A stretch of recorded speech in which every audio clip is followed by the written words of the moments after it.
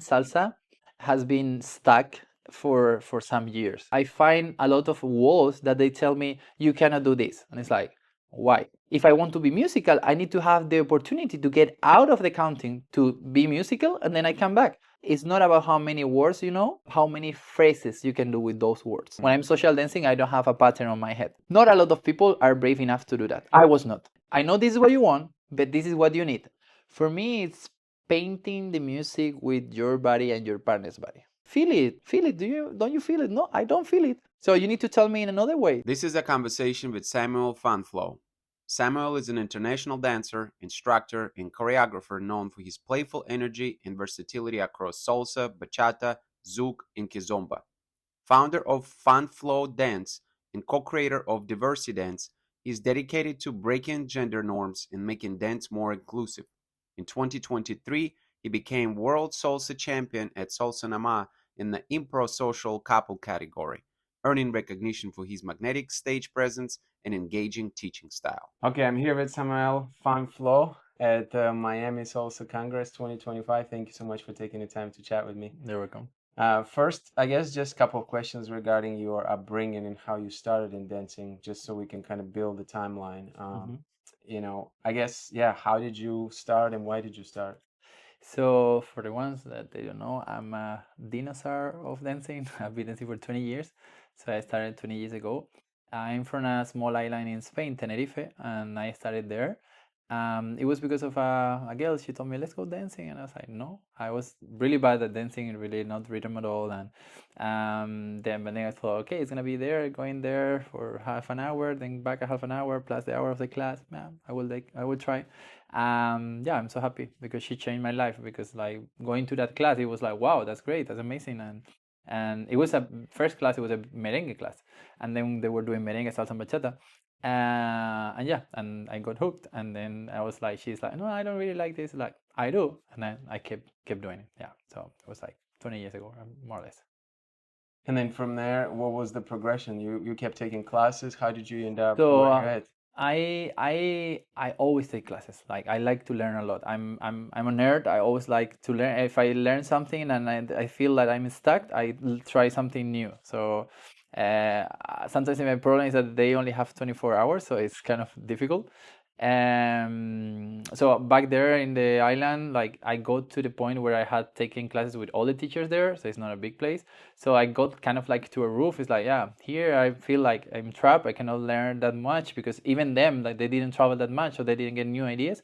And back then there was not YouTube or like whatever. You were learning by DVDs or downloading from internet, and sometimes you get like X movies. It was not really what you were looking for.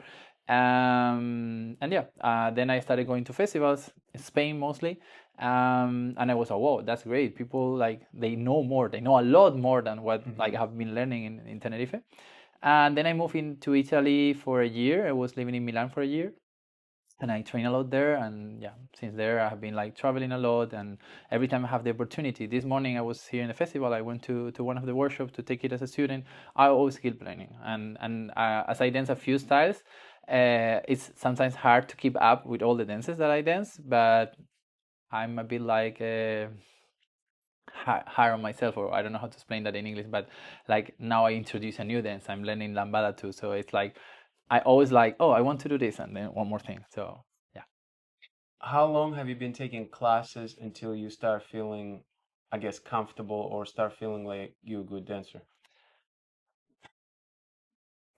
I still feel like I'm not a good dancer. I dance having fun and I enjoy a lot. So if I would compare myself with other dancers, I always like, oh wow, this person is amazing. Like, like we have this kind of like imposter syndrome sometimes, and I know I dance good, but I don't see myself as a good dancer. So I always try to keep better. And I'm nice to myself, so when I talk to me, it's not like you're bad or whatever. No, I see a video, it's like, oh, this is great, but on the other side the lines are not good, or what. So I always try to keep working on whatever I'm doing. At what point you felt like you could dance? Like, I guess maybe you had a breakthrough, or you felt like, okay, I can actually do the moves. I feel more comfortable on the dance floor. I think that was earlier than I was actually good. When I was a beginner, it was like, yeah, I learned some moves, some setenta and chufla, and then I went to the party. It's like, whoa, I feel like Chayanne, I'm good. And then a few years later, I was watching those videos, and I was like, no, you were not good. You just were ignorant. So I think like it was not that much. It was maybe like 6 months, a year dancing. I was like, oh, I felt confidence. I could ask people on the dance floor, and but then I watched the videos a few years later, and I was like, "Oh, you were terrible. These people probably were not having that much fun." Yeah. Yeah. And then, so when you were taking classes, was it predominantly one style or multiple styles all at once? I started first with salsa, so I started with like this mix. It was salsa, merengue, bachata. But then I started with salsa. I focus. I like to when I have something that I want to focus, I go for that. I focus on that. I learn as much as I can, and then I keep learning that forever. But like I have a part of my life that I'm focusing on that. So first, it was in salsa. I was focusing in salsa for maybe the first, I would say, 10 years, and then I started like bachata. I got fully into the bachata world, like learn a lot, taking a lot of classes, training a lot. Then I went to kizomba, and I was in the kizomba world, training a lot, like when I was living in Berlin, Germany. And then I went to zouk. Zouk was my last love, and then I was like living in Madrid. It was a good opportunity because William and Irene, that is like a couple from zouk, they are really really good, and they were there, so it was great. And now I'm learning lambada. I'm still a baby lambadero, so yeah. So this is more or less my journey. With salsa in particular, what would you say that to you some of the most important things for new dancers? Because, and the reason I ask that because some people say, being on count is the most important thing. Other people talk about musicality. Other people talk about just body movement. What has been for you as far as salsa goes, like the priorities and that made you feel good? I mean, I have a kind of like controversial point of view about that because I think salsa has been stuck for some years, right? So right now there is a new generation like giving new ideas, and some organizers they are giving the room for that. So salsa can evolve because like the old generation they were doing the same, and if there is no new ideas or newcomers or new things that you put on the table, the new generation, the old generation, are going to keep doing the same because it's something that is good, it works, yeah. So I feel like right now we are changing a little bit the salsa world, and the old generation are they feel, oh, this is new, let's take it, and they push themselves more than before. I felt that it was like the same faces everywhere all the time. Still a lot to change, but I think like if we all push in the same direction, which is evolution, because like sometimes when I see something that a huge star is doing right now, it's not the same way they were doing like 10 years ago, because there's like evolution. And right now, for example, for me, I find a lot of walls that they tell me you cannot do this, and it's like, why? Which is the reason behind this, like, you shouldn't stop stepping. Great. No one had explained it to me why you shouldn't stop stepping, except saying that's how it's done, how it was done. But then I say to them, okay, I'm gonna give my argument. So I'm always willing to change my point of view. If you give me a better argument, I will do it. So I'm gonna give you my argument. So my argument is, how many of the instruments they are like being played like only on the 1, 2, 3, 5, 6, 7? None of them. So if I want to be musical, I need to have the opportunity to get out of the counting to be musical, and then I come back. This is what I do. So for example, there is no when I'm stepping 1, 2, 3, 5, 6, 7, I don't step in the 6.5. I don't step on the 8. And there is a lot of things going there in the music. So what I do is like I tell my beginners, don't stop stepping, because they need to learn how to step properly. But once they are intermediate advanced, for me it makes more sense to stop stepping at a certain point to be able to hit things in the music, and then you come back to your stepping. So this is one of the things that I think, like, if we kind of like share what we know with all the teachers, and we old school, new school, we kind of change things like this, and it's not like, yeah, we do like this because it has been always like this, you know. When you say stop stepping, do you mean like go with the music and just listen to try to match the music? Step the music instead of step the 1, 2, 3, 5, 6, 7. Right. So if the music, let's say does some sort of rhythm like you did in class today when it was syncopated rhythm almost in some of the songs, then you would try to match that. And if it stops, then you would just pause like you were shown in the class. Yeah. So that's it. That's my idea. It's like if the song is doing, for example, we're dancing to Abrele Camino song, ta ta. Why should I be doing 1, 2, 3? If the song stop, so I stop. So, but some dancers told you that you should Yeah, some people say kept stepping even though some music people stopped. say you shouldn't stop stepping. Okay. Even some of my teachers when we were learning, like or for example, in my dance I use a lot the body leading, so I don't use that much my hands for leading because Right. that creates a softer connection with my partner, and I can use my hands for different stuff that is not just leading you an inside turn, because an inside turn I can lead you with my body. So some people is like, no, but we prepare with the hands and do this. For me, that doesn't feel good when you are following. So it could feel good, but it feels better when you are like when you're a follower and someone leads you in a softer way or like more connected. Or and then for me it's like, why I need to keep doing that when my teacher told me you need to do 6 7 1 and you push your partner. But I go to a point like, yeah, that doesn't make sense. So I take classes with other people that they say like, oh, maybe you can do this way. And I always try to teach my students we shouldn't do these things this way because it was done always like this. So it's like, yeah, we can open a new door. You mentioned leading with your body instead of like emphasizing hands. What other concepts you think are the key for, especially like new or intermediate salsa dancers? Key for like this is like for me the most important one. I had just a private with the guy and he was like leading like this. It felt a bit rough. Then when he changed that, it was like way better. Then working on the directions. You know, when you are offering a direction or you are blocking the direction, that's like if the student gets this really clear, then it's gonna be easier. And then for intermediate dances, I used to work a lot, like trying to give them like some words and make them understand that it's not about how many words you know, it's how many phrases you can do with those words. So because most of my dance is focused on six structures, I just mix those 6 structures that they are inside turn, outside turn, crossbody lead, copa, stop on one, and right turn or left turn if you're at the other. That's it. So you just change the hands, change the position, change add spins, but it's just this.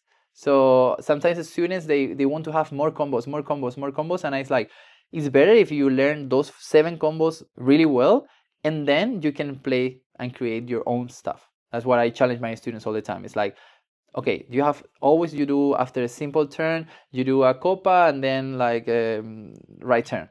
And then I tell them, okay, when you arrive to the copa, you cannot exit with the right turn. And they need to open another door. So this is what makes for me when my students are in a good level, it means that they are able to choose the words and combine different sentences all the time. When I'm social dancing, I don't have a pattern on my head and just go with the flow, whatever happens. So because maybe the follower didn't understand, or maybe she's proposing something else, or you know, this type of thing that is like a GPS. You're going this way, it's like, oh no, recalculating. Oh, you're going this way, no, recalculating. So that's why when I dance with someone, you cannot see that many mistakes. It's not because I don't have the mistakes. It's because I fix it exactly on the spot. It's like, oh, it didn't work. Okay, let's change it. So some people, when the leaders kind of force the followers to go in that direction, and the follower doesn't understand or wants to do something different, then you're gonna see it like stopping the connection. And this is something we should work on that direction, I think. Why do you think? My perception is that it's not taught in a lot of studios the way that you explain in the sense of concepts. Yeah. It's taught in the sense of moves a lot of times. For sure. Why do you think it's not being taught that way to where people can explain, okay, this is a 5 to 7 moves, master the concept of understanding how to put them together and change them versus continue to teaching moves? I think that has 2 reasons. Okay, one is the industry is established like this. So to do something that is not what it works, you need to be brave and you need to be able to think outside the box. Not a lot of people are brave enough to do that. I was not. I was like, when I was working maybe 7 years ago, I was like, no, this is what it works. So if this organizer is hiring me, it's because he wants me to teach a crazy combo of partner work. Or like some footwork that is people go home with this and they clap and the fancy thing, blah. This is the first thing. So luckily, like kind of like 5, 6 years ago, I decided that I was not gonna do that. So I'm gonna give the students a little bit of what they want, but I'm gonna give them what they need. Because I think like this is how we make this bigger and we make people understand. So I usually don't teach patterns or like, except the organizer asks me for that, but I prefer to teach more concepts or musicality or creativity, which is like, maybe in this hour I'm gonna be talking, I'm gonna be putting ideas in your brain, and later on that's gonna make sense for you. So it's a different class, and this I take it a lot from Brazilian souk. In the souk classes, like in the festivals, sometimes you are talking about spine, and you're talking about spine for 3 hours. But once you understand how your spine works, when you're gonna do cambres, you're not gonna injure people. So it's smarter to do this than just come and do a figure in which you are doing a cambre, because people are gonna do wrong and they're gonna hurt other people. So I think it's a matter of the system, how it's set up. So in the souk system, like, people are more willing to learn concepts and to go this way. In the salsa people, we need to educate the people. So that's why I do with my classes. Like, hey guys, I tell it. I said, you were in the class today. It's like, I know this is what you want, but this is what you need. And I'm gonna try to give you mostly what you need and a little bit of what you want, so they hire me again next year.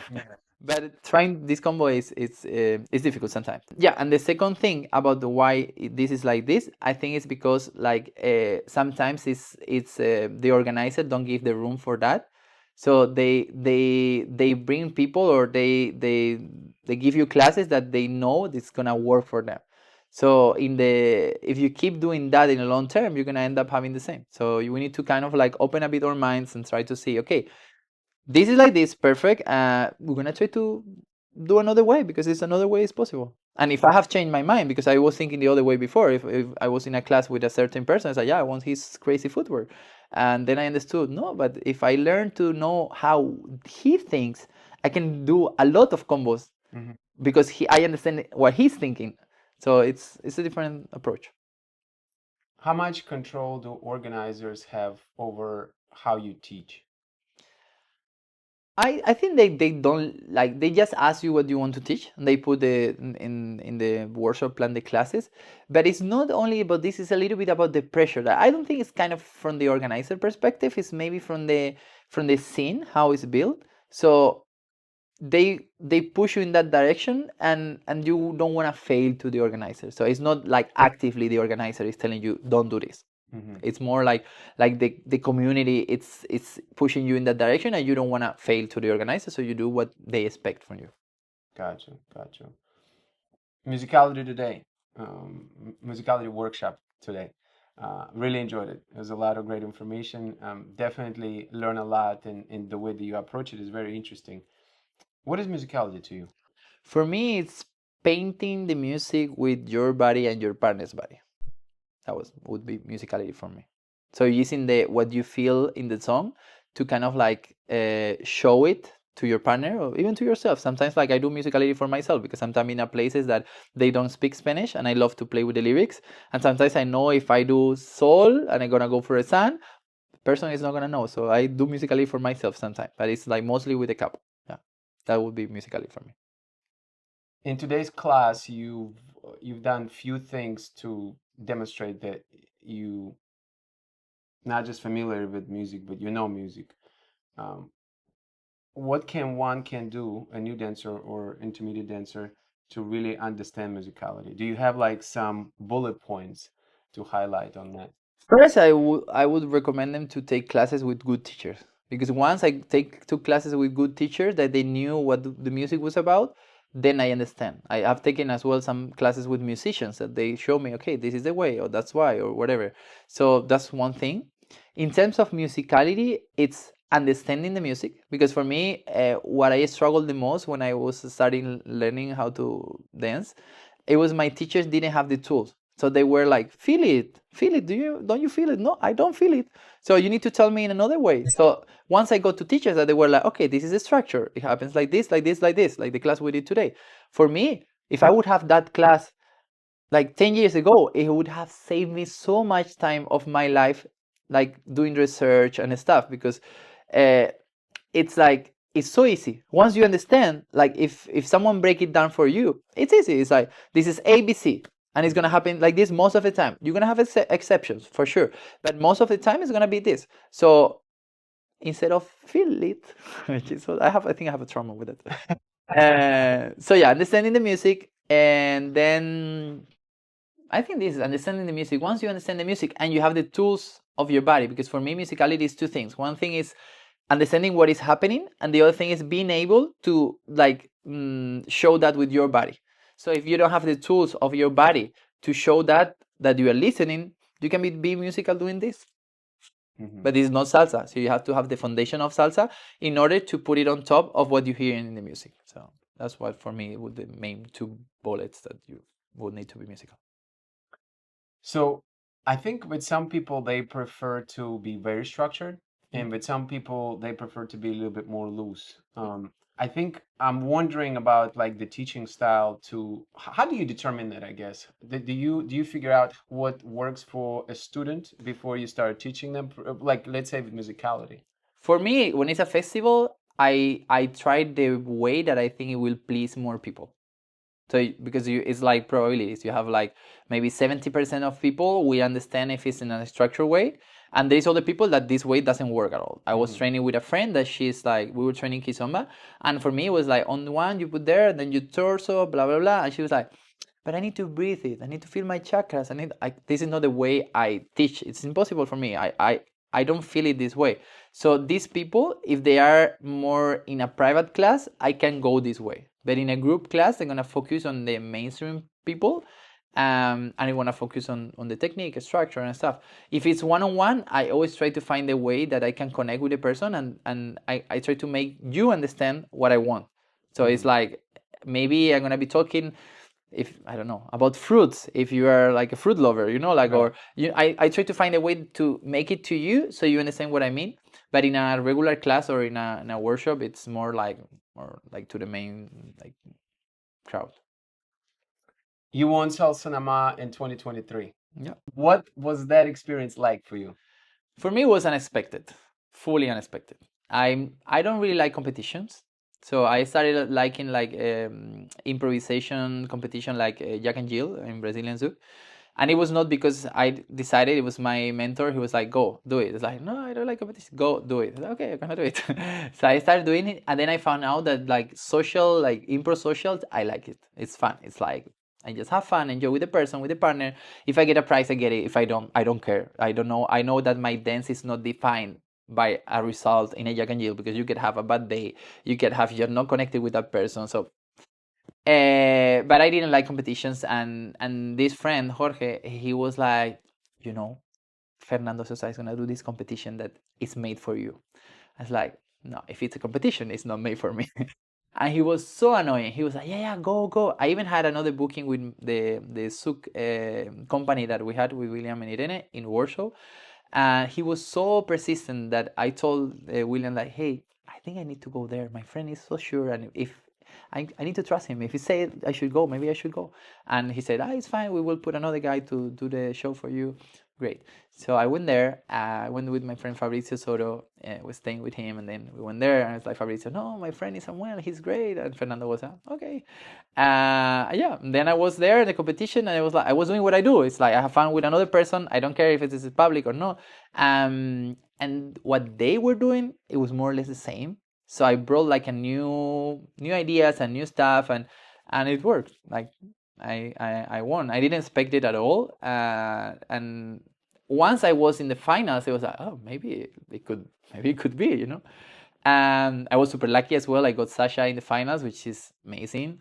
We met there that weekend, and I told her, you can pray to all the gods that you want, like Ogun, Chango, Buddha, whatever, Jesus Christ, whatever. But we need to dance together, like in the finals, and it happened. Like we say that the day before, Wow. and we got It meant together to in the be. final. Yeah, it meant to be, and I'm super happy because I got from there not only like a prize, but I got like one of the best person which like I dance with. Like it's when we are together, like teaching or whatever. I feel like she has exactly the same energy. Because for me it's not about like being a good teacher or being a good dancer. It's about being a good human being. Like giving to the people what they need. Because for me, like when I'm in a social, if I smile at you and you had a bad day, or if I just dance with you in a nice way, make you have a great time in a social, people, like individuals, they have their own life. I cannot impact the life of this person, but I can impact 3 minutes of this person. So if I can change how she feels that day, for me that's like a huge thing, a huge power that we have. And once you get to a point that people admire you and they follow you to go to the festival that you go, and they come approach you, oh, I'm a huge fan of you.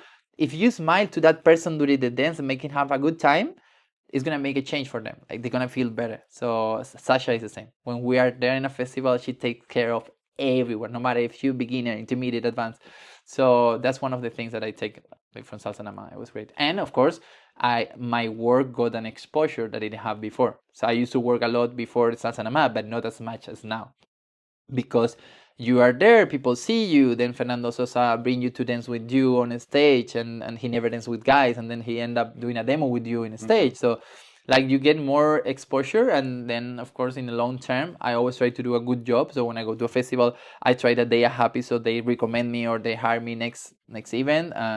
And like this, like in 2 years, 3 years, it grow a lot. Like I had before the Salsa Nama, I had like 3,000 followers on Instagram, and I'm almost hitting 40,000, which is crazy. Yeah, yeah, absolutely. It definitely helped with exposure, which is well deserved. Yeah, of course I have kept working. It's not that I wasn't Salsanama and that's it. I do content. I do interviews. I'm a hard worker, but that push that it gave me Salsanama, it was big. It was really big. And in Latin America, for example, that they follow a lot the competition and stuff. Every time I work there, there's a lot of people that they know my work, and most of them is through Salsanama. They found me there, and then they started following. You mentioned smiling at someone can make somebody's dance experience different. For sure. Why do you think it's not taught enough in classes? Because you got the wrong teachers. I mean, like for me, my students, it's something that I talk to them. It's like the approach. I think for being a good social dancer, you need to have like a high level of empathy, to read how your partner is feeling, how your partner is doing, like when you can push a little bit more, when you can't. So to find a balance between challenge your partner, if it's your friend or whatever, or having a good dance. I think that should be being teaching in classes, and I think like people don't do that much. For example, like my sister and myself, that we share the same technique, we are really like annoying with that. It's like, guys, you need to be like really take care of your partner, make that this person have like the 3 best minutes of their life like with you. And that's how my goal with my students is that when they go to an event, people fight to dance with them. It's like because it feels so good to dance with them. So I train them till the moment they feel like this. So this is my goal. I got it with my sister. Now when she goes to an event, like people are like, "What?" So it's just this because it feels good. When you feel heard, when you feel connected, when you feel like they give you space, because it's another thing. Like I think in salsa we still need to work a lot in giving space to the followers. So I do that a lot, and you get smiles because the followers all the time are this way, but they want to be talking as well. Like it's not like they want to lead; they just want to talk while they follow. So once sometimes you give them the space, they are like, "Oh, I can talk. I have. It's not only I can style. No, I can actually talk during the conversation." So this is something I need. I think we need to push a little bit. Like I always think like in the future. Like my brain is already thinking, how can we evolve this? This is one of the things that we do in Brazilian souk a lot. That it's set. It's like people know that we have 5 types of followers, and then you gonna give more space to each of them and stuff. And in salsa, I think we develop it. It's going there, but yeah, some people tell us, "Are you crazy? This is not gonna work." I say, "Okay, I will give you some time. Then maybe you change your mind." What would be example of giving your follower space? So in our technique, we have 5 type of followers. So the first one is 100% passive. So it's just like a puppet, like following. That's it. Second one, it's adding styling. So the person will add stuff that is not affecting you as a leader at all. Third one is adding texture or proposing things within your structure, the thing that you are proposing as a leader. So I proposing an inside turn, and you still do the inside turn, but you change a little bit the timing, or you add like some structure on the movement, or you add it more sharp, more flowy. That feels a bit like changing a little bit to your lead the intention, but the move is completed after the inside turn. Number 4 would be proposing something that is not exactly what I ask. I ask for like an archway or like New York walk or whatever you call it, and then you stop me and do something with the music, and then we go in another figure. Okay, that number 4. And number 5 is when you switch. You propose me to lead myself, so that's another follower. So those are the 5 types we work in, and then we work as well in giving the microphone, giving space. For example, if I'm dancing with you and I do like I bring your partner on that direction, I stop my partner. Once I look to my partner and giving that partner like, okay, now is your moment, you can do whatever. You will be shocked how much they have on their brains. Like when you're dancing with people that they can be able to get to this level, or maybe do just a check and hold them there. They can do a lot of things, and sometimes we just like propose, but we don't listen. So in my dance, I listen a lot, and I have so much fun because it happens things that I was not planning before, like so many things. And of course, some people gonna feel more comfortable with talking, some followers, and others they are not. They are passive. They just wanna follow, which is fine too. You just need to understand what your partner. For example, when I dance with Sasha or with Jennifer Suja or with Jaisa Melero or with like Linda Aramendis, like they have a lot of like things to say, but they are dancing like this because they are not used to have this space. So when you create that space, they are super happy. It's like, wow, I get to talk. The system that you mentioned, is it a system that can be purchased online? What do you mean the system? You mentioned the system that you mentioned just 5 things that Follow does in the system. Yeah, this is part of my methodology. Okay. So is that something that people can purchase somewhere online? yeah, What? the website is almost done. It will be launched like probably next month. So it's samuelfunflow.com. I will have there all the trainings. Right now, I have a Musicality Killers with Svetlana that we were talking about this. So this is gonna happen in October, and this is about musicality in partner work. But the other ones is like I will have different products, like how to like share the voice in the dancing of the follower, or how to different techniques bit inside my methodology. Okay, very cool. So it's coming up soon. Oh, yeah, I'm working on that. It's taking me a lot of hours of sleep, but it's almost done. Very nice. So you're also proficient, very much so in bachata. What would be, in your opinion, similarities and differences between salsa and bachata? Wow, that's a huge topic. Yeah. Yeah, because I always tell the people like, we need to take the best out of everything. So I'm a person, I do 5 things. So if I can get the best of this, the best of this, the best of this, the best of this, and then implement everything on that field is gonna be better. So I always say that bachateros do better in a lot of things. That salseros we should learn why they do this and how they do this and implement it in salsa. That's what I do. So I see this works better than this. Then I'm gonna use this here. So bachateros do better in a lot of things. Of course, they do worse in other things. But for example, the way they embrace the change, much better than salsa. So a new song is popping up from Shakira. Tomorrow you will have 200 bachateros doing a demo with that song. When a new song of salsa, after so many years, like a real trendy in the mainstream war, came, Bad Bunny, a lot of people were complaining. It's not, yeah, a lot of people were like, oh, this is not good salsa, this is not, a lot of people. I heard so many people that they is like, yeah, this is like, maybe it's not my favorite salsa, but it's making that my cousin, that she's like 20 and she never was interested by salsa, is listening salsa. And it's even listening plena and bomba, which is just like, for me, it was shock. He was sharing stories with Café con Ron, which is Puerto Rican music, and I was like, oh my god. So when bachateros have a new thing, they embrace it. When we have a new thing, sometimes we criticize. So I think it's better like if we try to use this. If Bad Bunny makes a new song and this song is viral, we will have more students. Simply, they want to learn how to dance to Bad Bunny.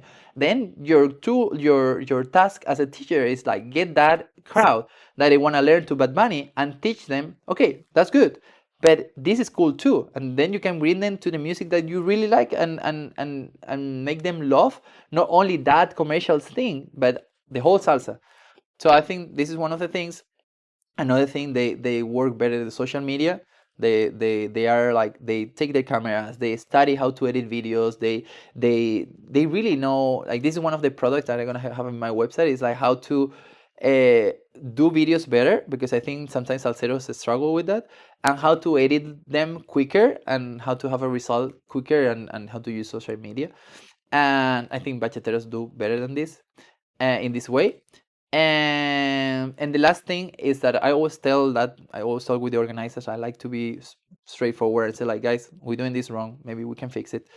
I was having a conversation with Anya from El Sol, and I was telling her that it's like, I think salsa, it's kind of like has been a block for a lot of years. So when I went to my first salsa festival, it was Salsoro 2007, I think, or 6. The lineup, it could be a lineup of today, 20 years ago. For me, that, like, it's crazy. The same lineup, no new names, like same lineup. We had it was Yamule, Adolfo, Adrián Yanita, Super Mario. I don't know, a lot of people that they could be a big good lineup from today. In bachata, if you pay attention to a lineup of 5 years ago, the top and the people who are working are not the same, because they give more opportunities. Of course, the people who are good from the old school, they're gonna stay. Like, of course, like Adolfo is gonna keep being Adolfo, but you give space to other people too. And I think that bachateros do this better. And right now, salsa, I think, is changing a little bit. They are trying to find a balance to give space to newcomers, but sometimes you need to win a competition, or you need to do a viral video or whatever. But sometimes, like, there is like new dancers that they have a lot of talent and they have hard work behind and everything, and they don't get the space. Right now, I don't know if you know Said from the dance house. He organized a few festivals, like in Prague, in Budapest, in Italy. He did, like, I think 2 weeks ago, a dance hub where he invited newcomers. It was only a festival with newcomers and two big names.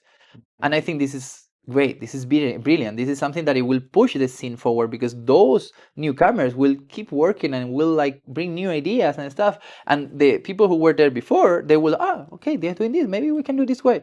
So yeah, I think that's the three things that I think bachateros are doing better than salseros. And on the other side, salseros, I think they are a bit more nerdy in terms of musicality, how to understand, how to. So I think, like, this is the thing that they could bring to the bachata people, because bachata people sometimes are, not everyone, of course, but they are more on the surface, like, yeah, that figure works or this.